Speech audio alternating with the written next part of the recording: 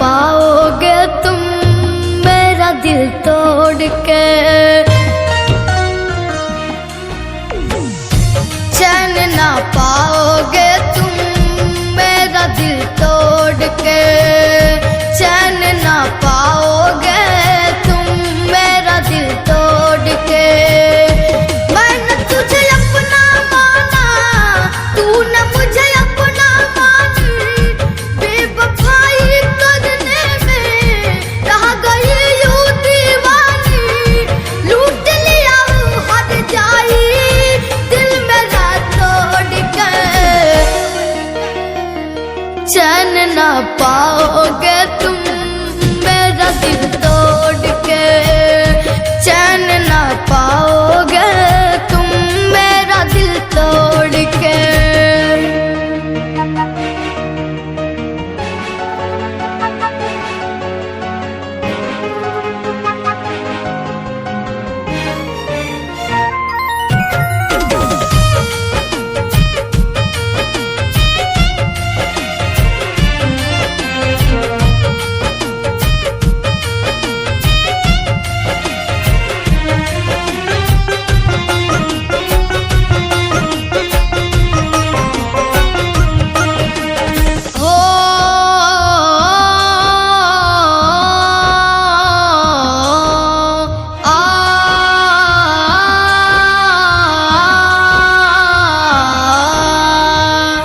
बेशरम है तू बेवफाई कर गई हमसे, प्यार को समझा तूने खेल जो खेला हमसे।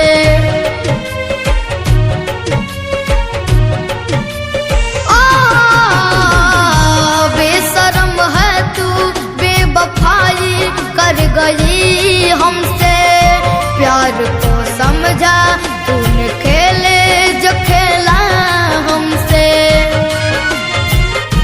जिंदगी माना तुझको फिर क्यों रुलाया मुझको, जिंदगी माना तुझको फिर क्यों रुलाया मुझको, समझेगी कीमत के दिन नैन के लोद के,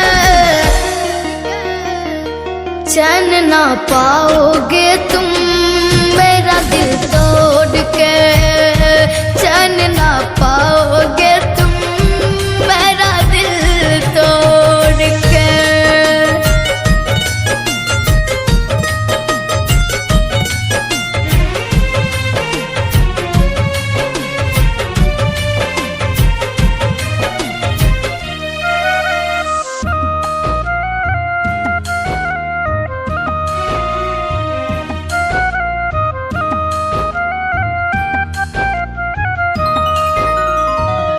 ये खता हमसे हुई तुमको मैंने जाना कभी, प्यार जानत है यहाँ लोग कहते हैं सभी।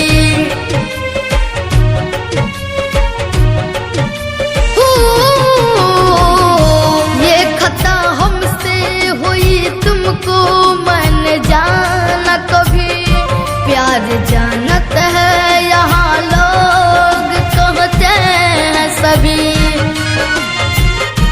देखा था क्या क्या मैंने सपना बताए कैसे, देखा था क्या क्या मैंने सपना बताए कैसे, गैर की हो गई तुम अपनों को छोड़ के,